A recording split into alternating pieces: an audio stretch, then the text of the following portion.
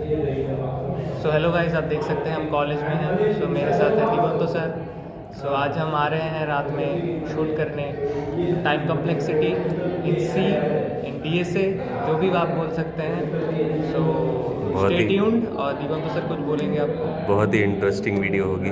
Please support करना और views नहीं आ रहे, थोड़े कम आ रहे हैं। लाइक एक कर दीजिएगा लाइक और कर हाइप भी कर दीजिएगा देना, क्योंकि ज़्यादा लोगों तक वीडियोस पहुंचेंगी फिर। और शेयर कर देना। तो चलिए मिलते हैं, बाय बाय। तो स्वागत है आपका क्लास में। तो आज हम आ गए हैं एक नई वीडियो में, और इसमें हम टाइम कॉम्प्लेक्सिटी पढ़ेंगे। तो चलो समंता को बुला लेते हैं। तो स्वागत है समंता, एक नई वीडियो में। आज हम क्या करने वाले हैं? So welcome back everyone. Sir, पिछले वीडियोस में हमने एरेज और पॉइंटर्स की बात की थी, पर एक चीज है जो बार बार आती है, टाइम कम्प्लेक्सिटी।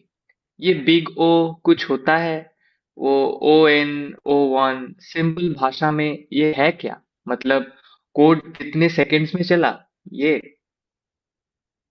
तो बहुत ही अच्छा सवाल पूछा आपने। तो वेलकम समंता, और यही सबसे बड़ा मिसकंसेप्शन है। टाइम कॉम्प्लेक्सिटी का मतलब ये बिल्कुल नहीं कि आपका कोड कितने सेकंड्स या मिनट में रन हुआ।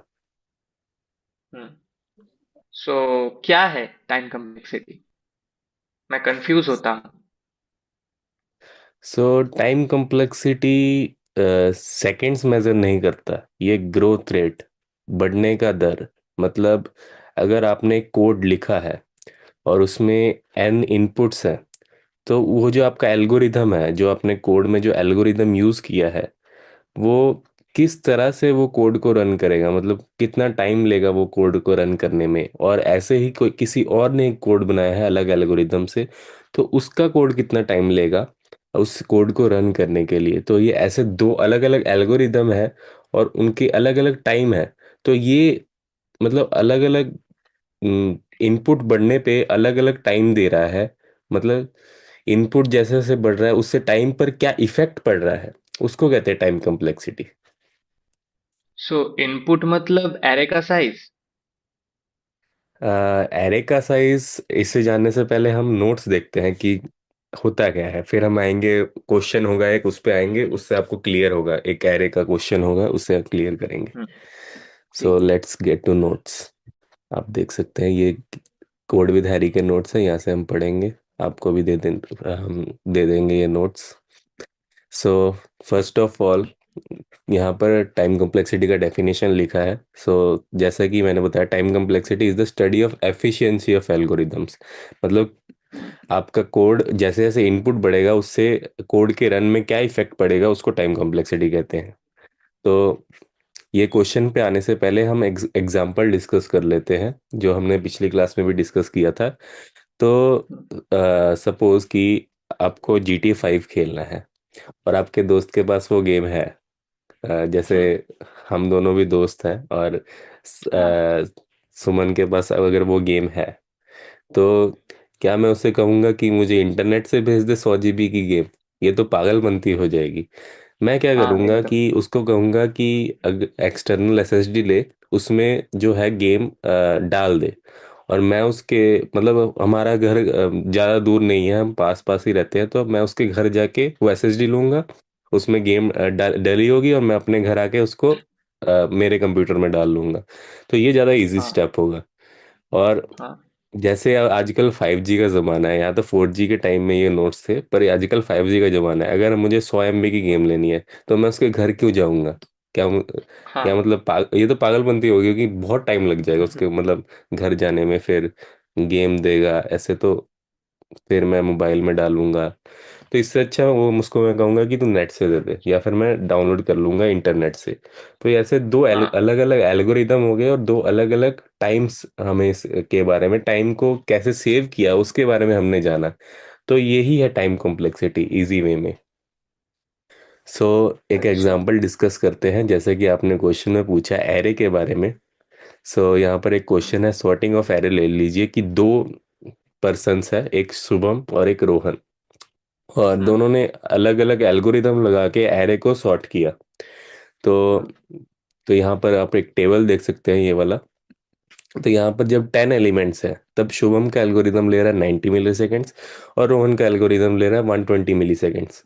अब जब 70 एलिमेंट्स है, आप देख सकते हैं ऐसे 110 मिली सेकेंड्स और 124 मिली सेकेंड्स। तो ऐसे ही हम्म। नंबर ऑफ एलिमेंट्स बढ़ते जा रहे हैं, और टाइम कैसे इफेक्ट कर रहा है वो लिखा हुआ है। तो क्वेश्चन ये है कि किसका एल्गोरिदम बेटर है। तो आपको क्या लगता है समंता जी? मुझे तो लगता है रोहन्स का एल्गोरिदम जो है वो बेटर है, क्योंकि वो 1000 एलिमेंट कम टाइम में कर रहा है वो, 800 जी, मिलीसेकंड में। पर बहुत शुभम बहुत बढ़िया। शुभम एल्गोरिदम। हाँ। तो मतलब आपको समझ आ गया है, तो सीधी सी हाँ। बात है। तो जब 10 एलिमेंट्स था, तब वो 90 मिली सेकेंड्स ले रहा था, मतलब कम ले रहा था शुभम का एल्गोरिदम। पर जैसे जैसे हम हम्म। इनपुट बढ़ाते गए, जैसे 1000 एलिमेंट आ गए, तो एक बड़ा डिफरेंस आ गया दोनों के टाइम में, वो 800 मिली सेकेंड्स और 2 सेकेंड्स। तो अब ये और जब बढ़ेगा, जब 10,000 होंगे, 1 lakh number number of inputs, तब जो है रोहन हम्म। का एल्गोरिदम और फास्ट हो जाएगा। तो इसलिए हम हाँ। ओवरऑल देखें, मतलब पहले पहले तो जब कम थे तब हम शुभम का ले सकते हैं, पर जब हम ओवरऑल हम्म। देखते हैं तो रोहन का एल्गोरिदम बेस्ट रहेगा। सो ये था एक एग्जाम्पल से हमने अभी समझा कि आपको अच्छा लगा क्या समझता। हाँ सर, बहुत बहुत ही अच्छा था। कोड विथ हैरी के नोट्स हैं भाई, हाँ, बहुत ही तो आपको अच्छे हम थे। लिंक पे दे देंगे, मतलब आप भी पढ़ सकते हैं नोट से, बहुत ही यूजफुल नोट्स हैं। हाँ। तो सर, टाइम कम्प्लेक्सिटी बड़े पिक्चर को देखता है, छोटे इनपुट्स के लिए नहीं, बल्कि जब डेटा स्केल करता है। परफेक्ट। और इसी ग्रोथ रेट को हम नापने के लिए यूज करते हैं बिग ओ। तो बिग ओ अच्छा। को हम देखेंगे। तो चलो फिर से नोट्स पे आते हैं। बहुत ही मतलब नोट्स ने काम बहुत आसान कर दिया हमारे, सीधी बात बताऊं तो नोट्स दिख रहे होंगे आपको। तो यहाँ हाँ। पर हम देखते हैं, सबसे पहले हम आते हैं डेफिनेशन पढ़ने से पहले हम देखते हैं दो एल्गोरिदम्स हैं यहाँ पर, एक एल्गोरिदम 1 और एक एल्गोरिदम 2।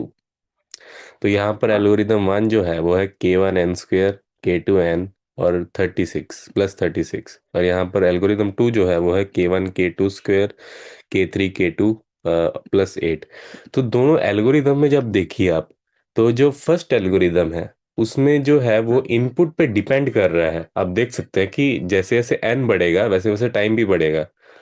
और जो हम्म। सेकंड एल्गोरिदम है उस पे इनपुट मतलब जो n जो हमारे इनपुट है उसका कोई असर नहीं है, मतलब n के साथ उसका कोई मतलब ही नहीं है। तो मतलब वो एक कांस्टेंट टाइम हो गया। क्या आपको समझ आया कि कांस्टेंट टाइम हो गया ये एक? हाँ, मुझे समझ आ रहा है थोड़ा थोड़ा। तो मतलब देखिए आप K1 K2² K1 और K2 एक कांस्टेंट है, ये कोई इनपुट या कुछ नहीं है, ये कांस्टेंट है इनपुट नहीं, जस्ट। हाँ। तो ये हाँ। बस ऐसे ही मतलब थोड़ा सा मतलब डराने के लिए हाँ। यहाँ पर K2² लिख दिया, पर ये सारे कांस्टेंट है, ये सारा इक्वेशन जो है वो कांस्टेंट है। तो मतलब ये पूरा कांस्टेंट टाइम, हर हर इनपुट के लिए कांस्टेंट टाइम लगेगा ये एल्गोरिदम में। मतलब एल्गोरिदम जब हम कोड रन करेंगे, अब इनपुट साइज बढ़ाते जाइए पर टाइम जो है वो कांस्टेंट लगेगा। तो इसका एग्जांपल हम कोड में भी आगे लेंगे, जब हम कैलकुलेशन करेंगे तब हमको कोड में भी ये दिखाऊंगा। तो यहाँ पर अगर कुछ नहीं है एन का टर्म, तो हम लिख सकते हैं n⁻0। हम्म। n⁻0 मतलब कुछ नहीं, 1 होता है एन टू दावर कुछ नहीं, जीरो वन सिंपल होता है। मैथ्स है। हाँ। हाँ। हाँ। तो n⁻0 को हम यहाँ पर सिंप्लीफाई करके, ये मतलब पूरी इक्वेशन को सिंप्लीफाई करके हम लिख सकते हैं big of n⁻0। Big of n⁻0 या बिग ऑफ 1। तो this is constant big O, मतलब ये कांस्टेंट टर्म पे रन होने वाला बिग ओ, इसको हम लिख दें। तो इसलिए हमने इसको लिख हम्म। दिया बिग ऑफ n⁻0। अब जो एल्गोरिदम 1 उसको देखते हैं। इधर जो है वो n के साथ जो है हमारा टाइम चेंज होता रहेगा। आप देख सकते हैं एल्गोरिदम 1 में जैसे जैसे n बढ़ेगा वैसे वैसे हम्म। रन होने का टाइम भी बढ़ता रहेगा। तो इसमें जो हम्म। हम हाईएस्ट टर्म होता है उसको लेते हैं बिग ओ में, नोटेशन में लेते हैं। तो बिग ओ ऑफ n² लिख देंगे हम इसे, मतलब ये जो हाईएस्ट पावर है n², वो हम यहाँ लिख देंगे, सीधी सी बात। बाकी सब हटा देंगे और ये बन हम्म। जाएगा बिग ऑफ n²। ये हो गया इसका नोटेशन लिखने का। हाँ। तो अब देखते हैं कि बिग ऑफ की डेफिनेशन क्या होती है, मतलब डेफिनेशन करने से पहले हम एक ग्राफ देखते हैं, विजुअलाइजेशन। तो सपोज कीजिए कि आपका एक एल्गोरिदम था, जैसे पिछले वाले में एल्गोरिदम था, वो कांस्टेंट टाइम में रन हो रहा है, तो उसका ग्राफ क्या होगा? ये टाइम और ये नंबर ऑफ इनपुट। तो जैसे जैसे नंबर ऑफ इनपुट बढ़ रहा है वैसे वैसे टाइम पे कोई असर नहीं है। तो ये कांस्टेंट का कांस्टेंट ग्राफ है। हो गया। ये कांस्टेंट का हाँ। ग्राफ हो गया। और एक दूसरा एल्गोरिदम लीजिए जो लीनियर है। तो लीनियर का ग्राफ जैसे जैसे एन इनपुट्स बढ़ेगा वैसे वैसे टाइम लीनियरली बढ़ता रहेगा ऐसे। तो आप हम्म। देख सकते हैं ये दो हो गए। हम्म। तो ऐसे करते हैं हम बिग बिग ऑफ उसकी विजुअलाइजेशन। आप देख सकते हैं यहाँ पर ग्राफ के थ्रू हमने विजुअलाइजेशन देखी कि बिग ओ कैसे लिखा हमने। सो पहले हमने इसका ग्राफ देखा बिग ओ का, अब हम आते हैं एसिम्प्टोटिक नोटेशंस पे। सो एसिम्प्टोटिक नोटेशंस क्या होते हैं? तो यहाँ पर डेफिनेशन देख सकते हैं, asymptotic notations give us an idea about how good given algorithm is compared to some other algorithm. So definition of order of now देखते हैं क्या होता है। Primarily there are three types of widely use asymptotic notations. तो मतलब तीन तरह के होते हैं, जिसमें से हमने अभी बिग ओ देखा, एक होता है बिग ओमेगा और एक होता है बिग थीटा। सो पहले बिग ओ की डेफिनेशन देखते हैं, फिर इसको समझते हैं कि ये क्या चीज़ है। ग्राफ से समझेंगे, ये भी ग्राफ से समझना बहुत आसान होगा। सो यहाँ पर लिखा है big O notation is use to describe asymptotic upper bound. So mathematically एक फंक्शन है एफ एन हम्म। और एक फंक्शन है जी एन। दो फंक्शन लगा लिए हमने, एक एफ एन है और एक जी एन है। अभी सिंपल समझिए, थोड़ा सा मतलब मैथमेटिकल, अगर मैथ्स में ये चीज़ आपने पढ़ी जरूर होगी। दो फंक्शंस लिए एफ एन और एक जी एन। सो यहाँ पर कह रहा है if F N describes running time of an algorithm F N is big of gn if and only if there exist positive constant c and n not such that, ये condition आ रही है फिर कि zero is less than F N is less than equal to C G N. तो ये क्या चीज़ है, मतलब क्या? और यहाँ पर एक और चीज़, एन नॉट से ऊपर। एन नॉट से एन नॉट क्या होता है? एन नॉट होता है कि दो ग्राफ का इंटरसेक्शन पॉइंट, दो फंक्शन का ग्राफ का intersection point is an not. तो अच्छा। यहाँ पर एक ग्राफ है, यहाँ इस ग्राफ से समझना बहुत आसान हो जाएगा। मतलब सीधी सी बात, ये जो है कंडीशन है बिग ओ के लिए। हम्म। और इसको समझने के लिए ग्राफ देखिए। तो ये है एफ एन का ग्राफ, आप देख सकते हैं, ये एफ एन का हम्म। ग्राफ। और ये है सी जी एन का ग्राफ। और इधर डेफिनेशन में क्या लिखा है कि ऐसा कोई एफ एन जो सी जी एन से छोटा हो। तो हम्म। सी जी एन का ग्राफ ये हो गया। तो ये वाला पॉइंट देखिए, ये वाला पॉइंट। तो यहाँ पर जो है एफ एन जो है वो सी जी एन के नीचे जा रहा है, मतलब लेस देन। समझ गए आप इतना तो? मतलब सी जी हाँ। एन के नीचे हाँ। जा रहा है मतलब लेस देन। तो और यहाँ पर वो इंटरसेक्शन पॉइंट है, ये वाला पॉइंट। अच्छा। तो दिस इंटरसेक्शन जहाँ पॉइंट से इज, नीचे जा रहा है। हाँ, वो जहाँ से नीचे जा रहा है वो intersection point is an not.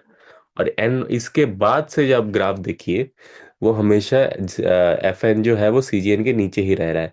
तो ये वाला पार्ट जो हम कह सकते हैं ये है बिग ओ। ये वाला पार्ट अच्छा। एन नॉट हम्म। के बाद से जो पार्ट है इसको कहते हैं बिग ओ। देखो। तो सिंपल था बिग ओ। हाँ सर। और सिंपल था। इसके बाद आता है बिग ओमेगा। बिग ओमेगा में कुछ नहीं, बिग ओमेगा में बस टर्म्स चेंज होगी। आप देख सकते हैं, आपको ये थोड़ा याद रखना पड़ेगा, याद रखने वाली चीज़ है। तो सेम हाँ। डेफिनेशन हम यहाँ यूज करेंगे और नोटेशन चेंज होगी। जैसे इसमें ओ था, इसमें ओमेगा साइन आ गया है। ओमेगा। और बस कुछ नहीं, जहाँ पर एफ एन था पहले वहां पर सी जी एन आ गया है। मतलब हम्म। कुछ इसका ग्राफ कैसा होगा, ये हो गया जहाँ पर एफ एन ऊपर और सी जी एन नीचे। हाँ। उतना पार्ट जो है वो हो जाएगा ओमेगा। सिंपल। हाँ। सिंपल। सिंपल था ऐसे सर। ही इन दोनों को मिला के एक आता है, that's C big theta. So big अच्छा। थीटा का कहते हैं वो देखते हैं। F N is said to be theta of G N if and only if F N is big O of G N and big theta of G N. मतलब big omega of GN. तो ये क्या कह रहा है, मतलब क्या क्या कह दिया ये इसने। तो हम्म। यहाँ पर अब आएंगे दो कांस्टेंट्स। एक C1 आएगा C2 सी, ले। हाँ। C1 C2 लिया गया है। तो मतलब हाँ। अब इसका ग्राफ देखते हैं आप। सिंपल कुछ नहीं है, कुछ मतलब इतना सिंपल तो ग्राफ से मतलब समझना इतना सिंपल है तो आप समझ नहीं, मतलब क्या बताऊं अब। तो यहाँ पर दो ग्राफ, तीन ग्राफ आ गए हैं यहाँ पर। एक है हम्म। C1 GN, मतलब C1 GN यहाँ। तो और एक आ गया है C2 GN। और आप यहाँ पर सिंपली देख के बता सकते हैं तो कौन सी कंडीशन में FN जो है वो CGN से छोटा होता है।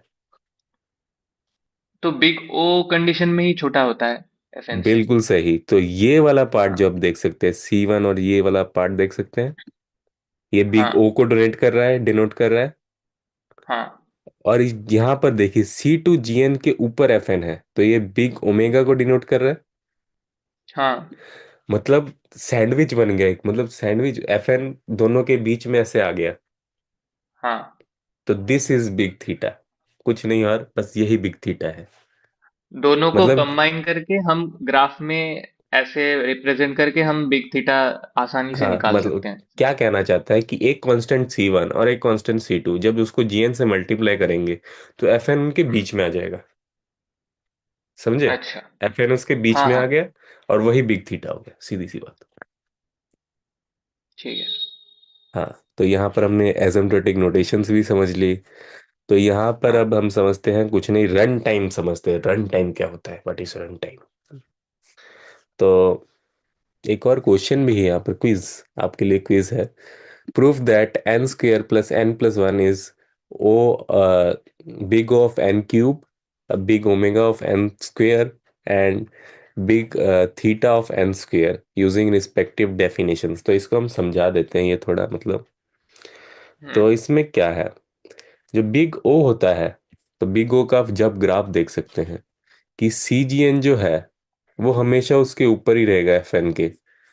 तो मतलब हम्म। n² के कोई भी ऊपर पावर हुआ, n² के कोई भी ऊपर पावर हुआ तो वो हमेशा बिग O होगा, हमेशा बिग अच्छा। O होगा।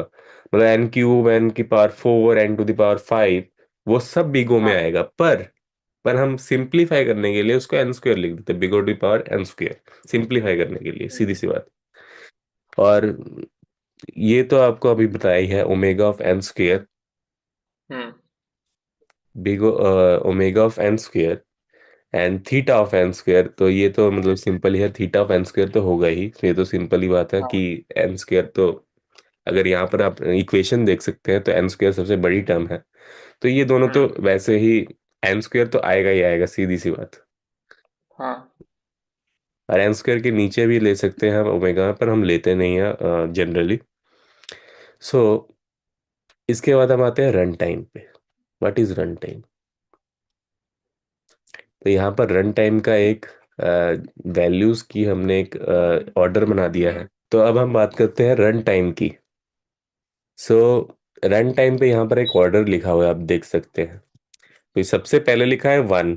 1 मतलब कांस्टेंट। तो क्या बात हुई, हाँ। कांस्टेंट तो हमेशा सबसे बेटर रन टाइम है, अच्छा ही क्योंकि वो होता तो कॉन्स्ट सबसे कांस्टेंट टाइम में है। रन हाँ। हो रहा है। और सबसे खराब रन टाइम, वर्स कहते हैं इसको हम, तो ये होता है n⁴n। मतलब n⁴n मतलब बहुत ज़्यादा टाइम, सीधी सी बात। n⁴n मतलब आप सोच सकते हैं जैसे बहुत ही ज़्यादा हाँ। टाइम लग रहा होगा। और उसके बीच में ये कुछ आते हैं log n, फिर n, फिर N. n into log n, n², ऐसे ऐसे बढ़ते रहता है। तो इसके बाद हम आएंगे ये best worst and expected case.